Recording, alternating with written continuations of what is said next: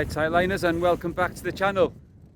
Back down on the beach in Valley, trying for a flounder and bass.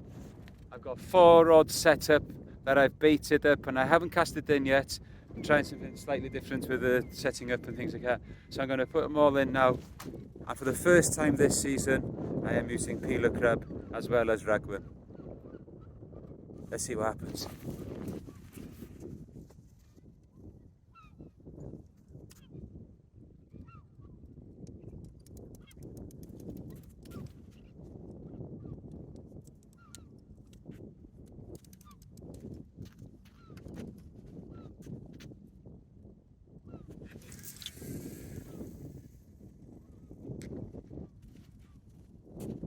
Bait 1.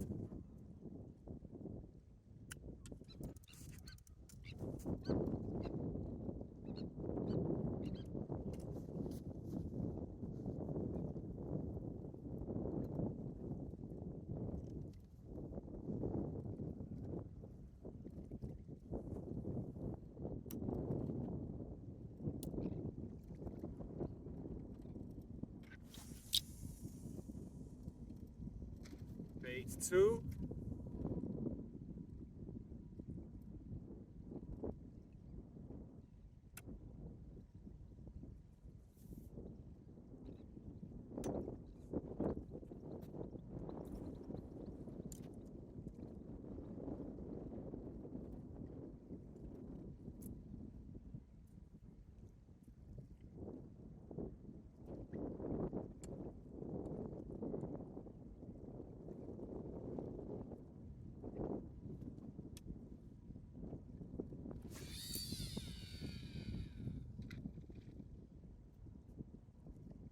Bait 3.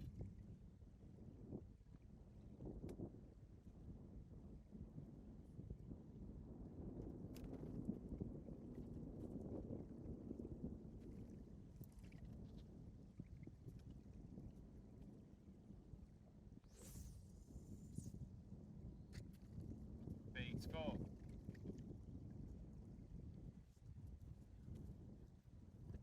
Right, let's see how long this takes before we get a bite.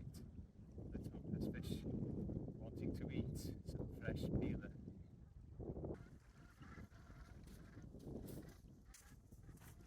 So if you remember the last time I came here, I had 4 bass and 5 silver eels. Let's see if we can get the same again today. No, I'm not kidding.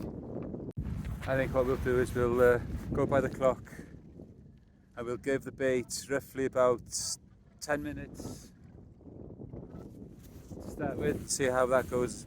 There were plenty of crab here last time I was here as well. Glorious day. You can see the views. Geese on the bank on the other side. Views over towards Holyhead, Anglesey Millennium Tower, down towards Penrose Beach over there, and the A55 in the distance.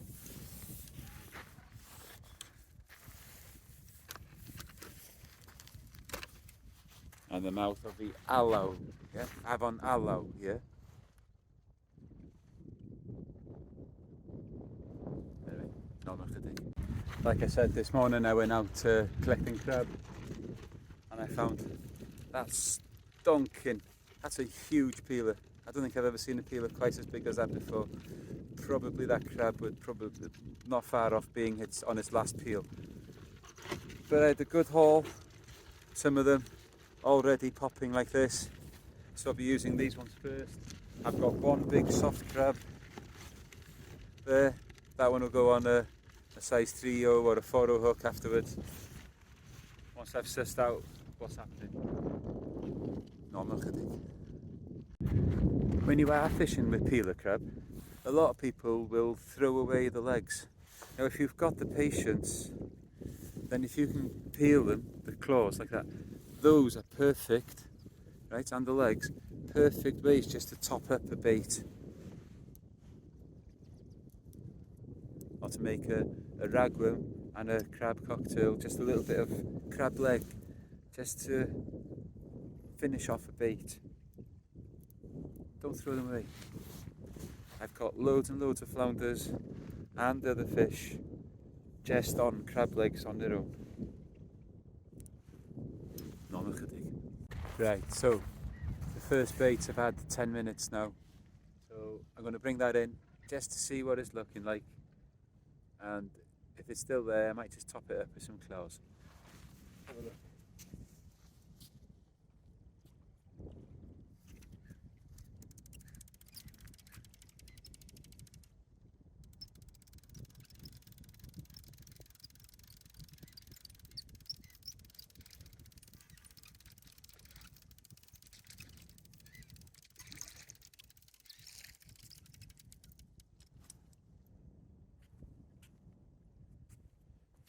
Right, nothing much touched it, but what I'll do on this bottom ragworm bait is just top that up with a bit of claw and see what happens.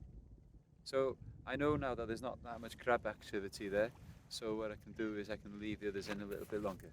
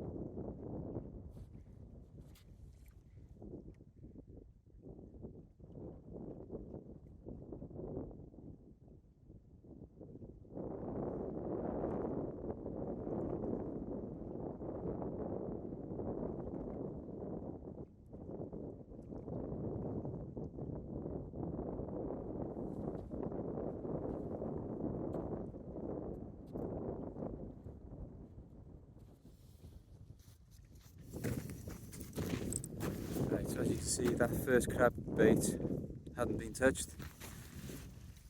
and then what I've done is just added 2 crab claws and 1 leg to that ragworm bait just to finish it off.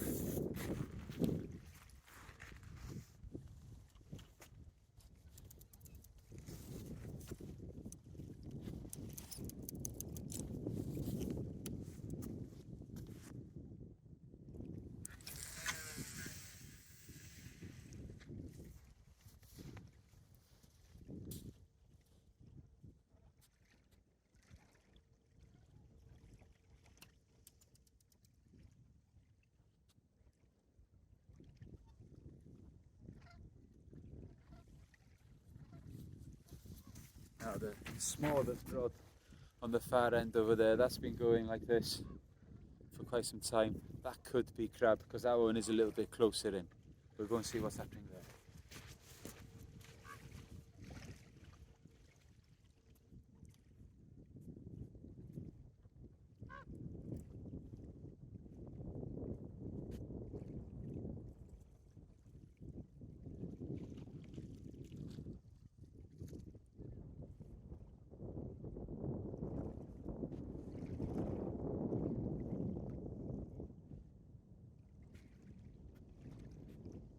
I need to put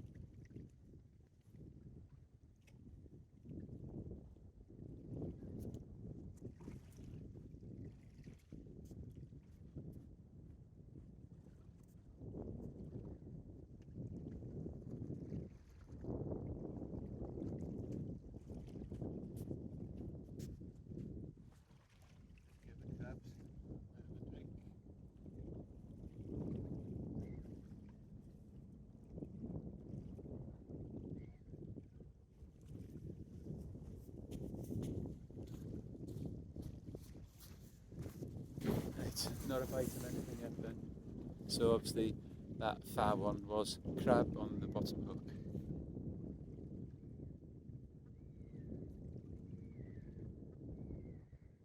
So the rigs I've got on the nearest one here, a one up, one down. On the second one in, I've got that rig I was showing you the other night where I've got all my hooks below the weight, 3 of them, and then I've got a one up, one down, 2 up on the little rod, and 3 hooks above the lead on the smaller rod closer to us here. Anyway, we will carry on and we'll see what will happen. Right, Tylen has been fishing 40 minutes now. No bites as yet. The last time I was in here, I was into a fish before I was able to put the camera on. There we go. That's how it's like. Anyway, there was probably a little bit more water when I started last time, and possibly just a little bit less light. I don't know. Could be factors. Who knows? Like I said, this is only the second time I've ever fished this beach, so I'm learning about it. We'll see what's happening.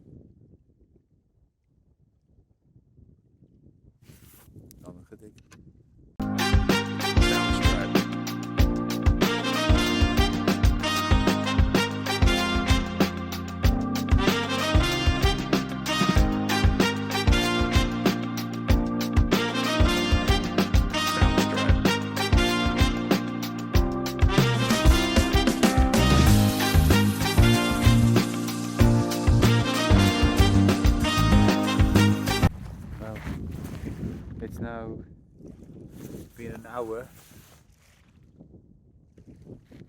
no bites. This can't be good. Can't be going for a second consecutive blank. I know it can happen. Don't want it to happen. Plenty of baits in the water. Starting to fill up a little bit more now. So hopefully we'll find a hungry fish in a minute.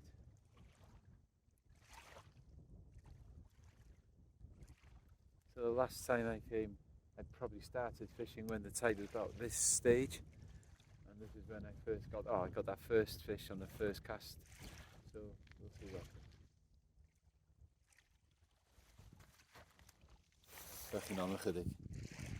Okay, tight liners, it's time to go big. That soft crab that I was showing you earlier, that's on a 6-0 hook with a 4-0 circle up on the pennel. Time to get it out there. If there's a self-respecting bass out there, you'll have that. Let's see what happens.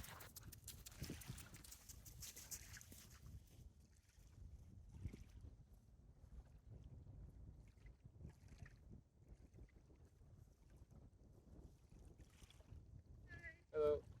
Caught anything? No, nothing yet. No, there's a couple of bass you caught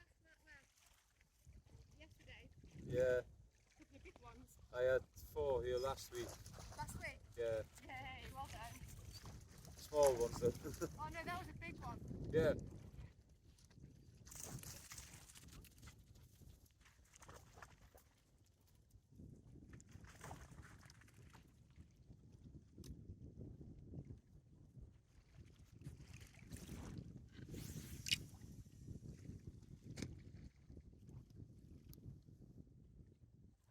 Very, very small cast. Short cast. Go to there. You can even see the top of my leader down there. Just move a bit. Let's see what happens. Should probably pull that out.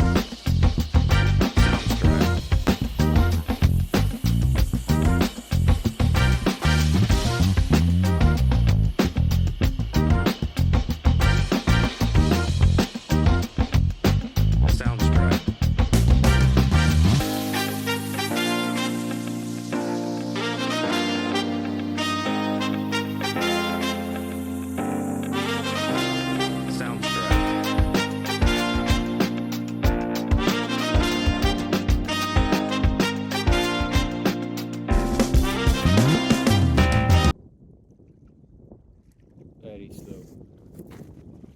Not sure whether they put this down to small tides or not.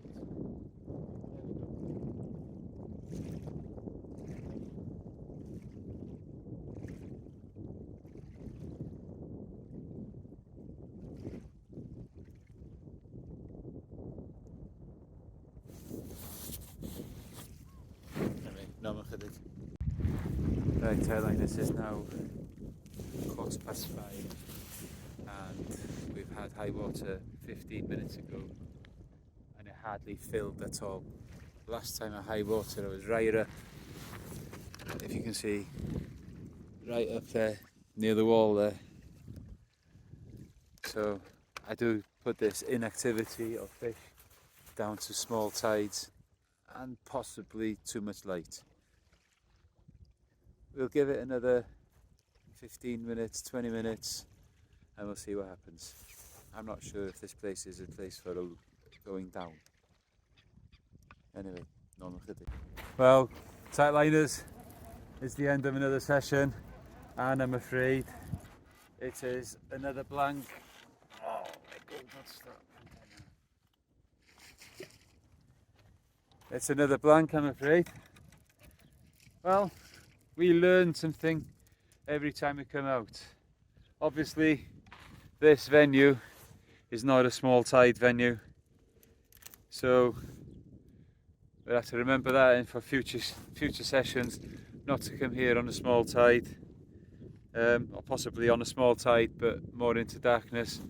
Anyway, put everything to learning. Like I said, it's only the second time I ever fished this place. So anyway, until next time, keep your lines tight.